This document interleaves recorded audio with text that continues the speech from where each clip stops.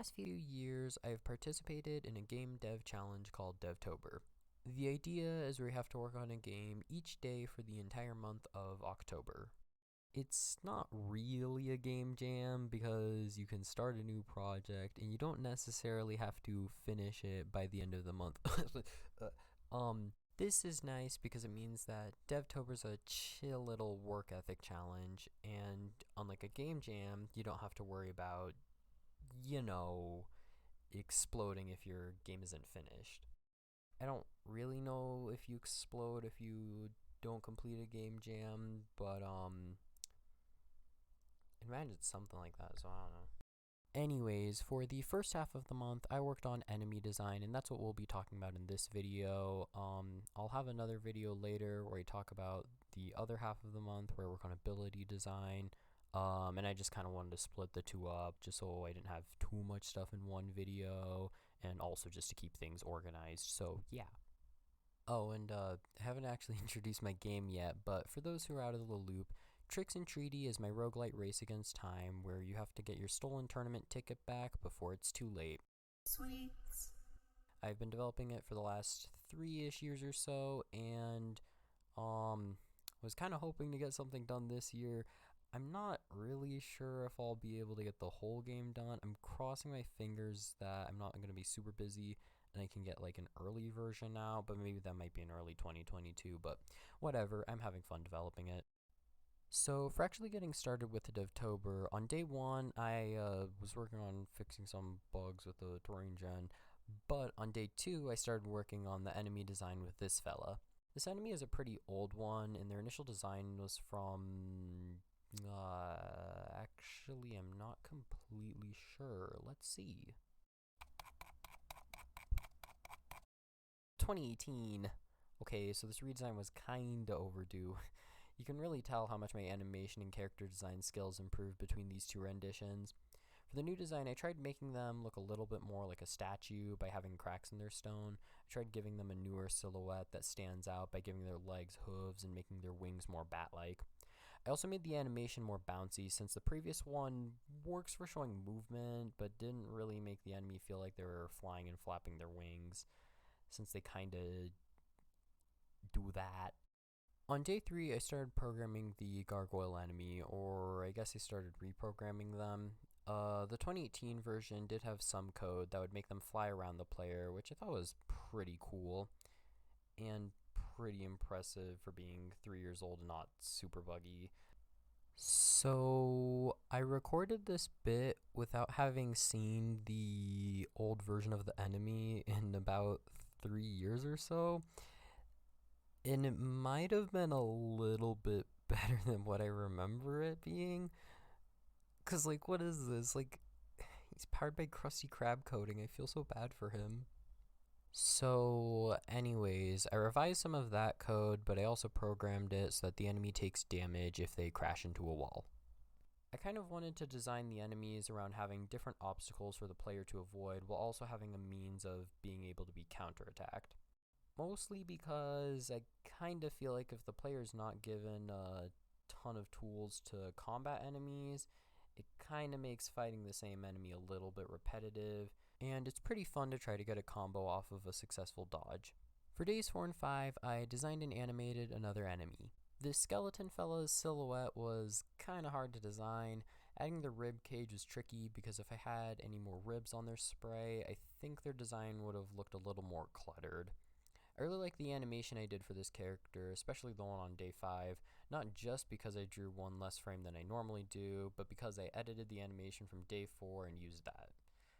Gotta cut corners somewhere or the game won't be done, am I right? I say that like some of the other animations later weren't harder. Anyways, on day 6, I started programming this skeleton guy. Their skull is a projectile which they can toss at the player and it will bounce off of walls, but skeletons are left vulnerable after attacking. Like the previous enemy, I wanted to give the player a counterattack option, so I made the player able to reflect the skull and follow up. I will admit, as of when I'm recording this, or I guess writing the script for this video, this one is kinda buggy, but maybe by the time I'm reading this, I fix it sometime after Devtober. but at least I got the idea there, so whatever. On day 7, I started making her. I had this idea where every zombie enemy was missing some body part, and I think this might be one of the funnier ones. Legs. Yeah, that's her name. What about it? This video is about adding enemies, not naming them.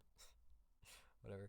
Legs is easily the second most difficult animation I have done, as a lot of my characters are kind of on the cartoony side, and I don't typically animate with normal proportions. This is kinda out of my comfort zone. And while there are some things I can definitely nitpick as the one who animated this, I'm still pretty proud with how the animation turned out. For the next day, on day 8, I made Legs' attack animation. This is the most difficult animation I have done. Legs' attack animation went through a couple of different ideas. I was thinking about making them do a kick kind of similar to like a fighting game-esque kick, but I couldn't quite get the animation to be super anatomically correct. And eventually, after drawing a bunch of frames, I came up with this kick, which honestly, I kind of like this one a little bit more than my initial idea because it was easier to make, but also because I was able to add a little bit of bounciness to the animation. And I kind of think that bounciness is the main art style I'm going for, so it's nice to keep it consistent. For day 9, I programmed Legs into the game. Honestly, they weren't all that difficult to add since a lot of their code is just exactly the same as the basic zombie enemy. Yep, exactly the same. Because Legs' code is pretty much about the same as zombie enemies, their main counterattack option is just being able to whiff punish them.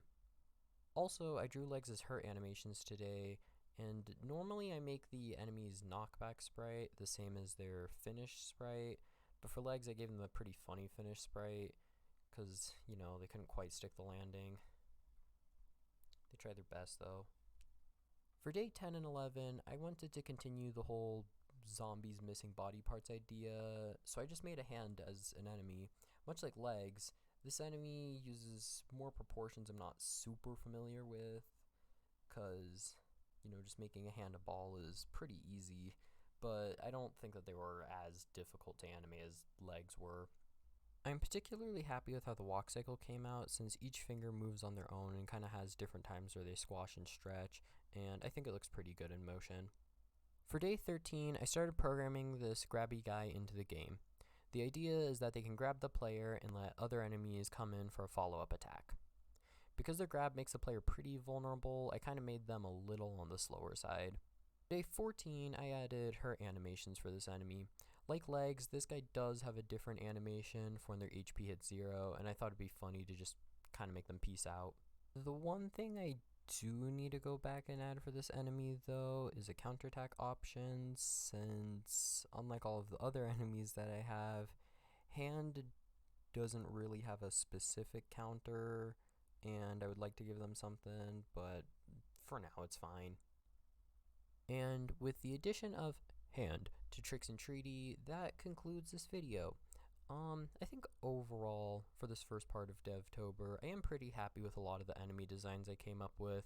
I think what I really like about most of them is that they're all pretty memorable. I don't think that there's really a single one that I feel like blends together too well in terms of behavior or how they look, and I think that's pretty good for adding variety to the game. Sometime, I'm not exactly sure when, I will have part 2 out where we'll talk about the ability design that I worked on in the later half of the month.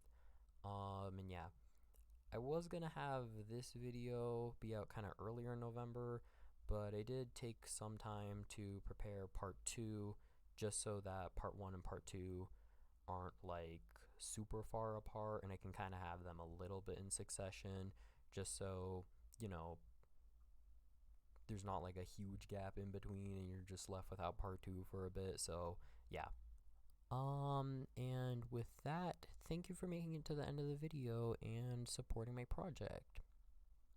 I hope you have a nice day.